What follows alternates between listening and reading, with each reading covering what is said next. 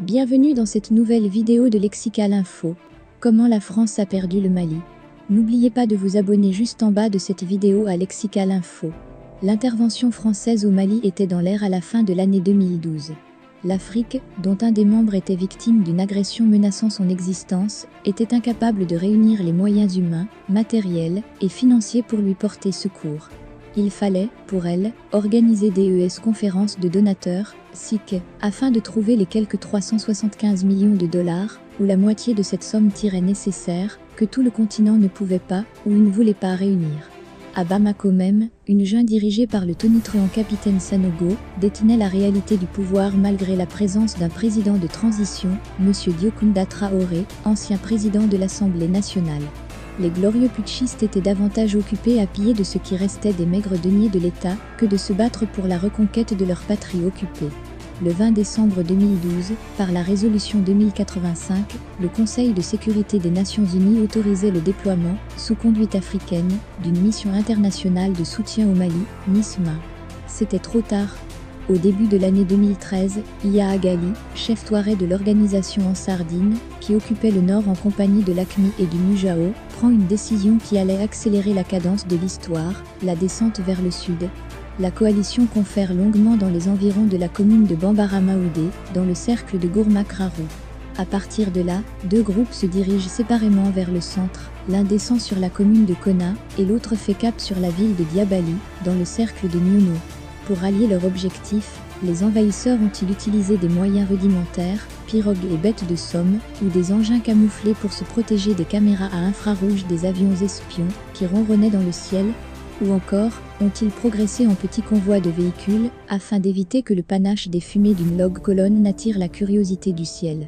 C'est un débat superflu, car la constante historique est que, d'une manière ou d'une autre, ils ont pu atteindre leur objectif et en masse. Dès le 9 janvier, leur présence aux abords de Konna était signalée par les habitants. C'est le branle-bas à Bamako.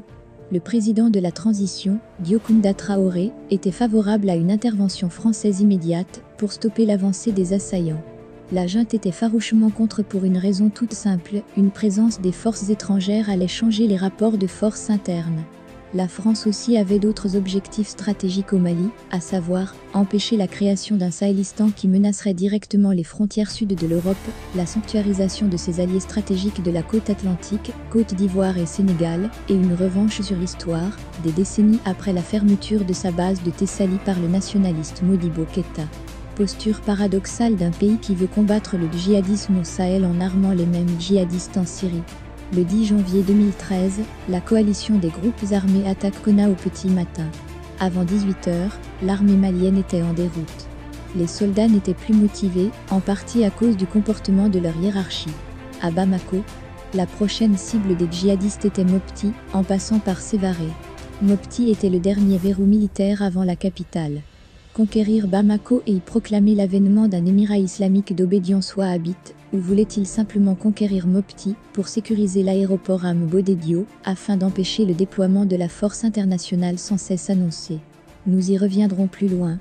Le président de la transition Diokounda Traoré décide de faire appel à craignant des représailles des militaires aux aguets qui menaçaient de marcher sur Koulouba en cas d'une demande d'intervention terrestre de la France, et aussi le courroux du grand shérif de Nioro, un homme très influent, dont le père fut déporté par l'administration coloniale, l'intervention française sur le territoire malien. Le président de la transition s'est contenté d'une demande d'intervention aérienne dans sa première requête.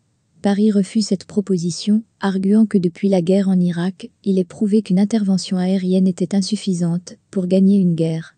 Merci pour votre aimable attention, et n'oubliez pas d'activer la cloche de notification pour recevoir les prochaines informations.